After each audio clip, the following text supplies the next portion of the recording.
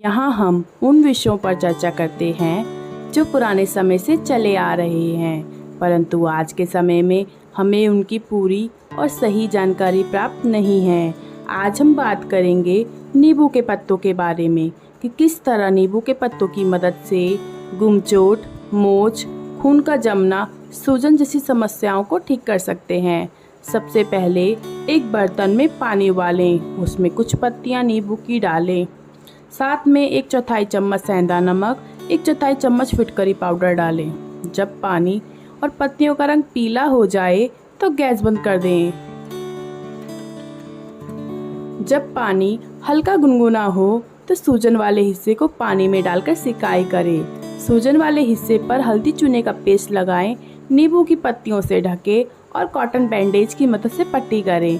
और अधिक फायदे के लिए 1/4 चम्मच फिटकरी पाउडर रात में दूध के साथ लें। अगर आप जानना चाहते हैं कि हल्दी चूने का पेस्ट कैसे बनाएं, तो हमारी नेक्स्ट वीडियो ज़रूर देखें। हमारी वीडियोस देखने के लिए धन्यवाद। हमारे चैनल को सब्सक्राइब करें, बेल आइकन को प्रेस करें ताकि हमारी नेक्स्ट वीडियो की नोटिफिकेशन आपको मिल सके।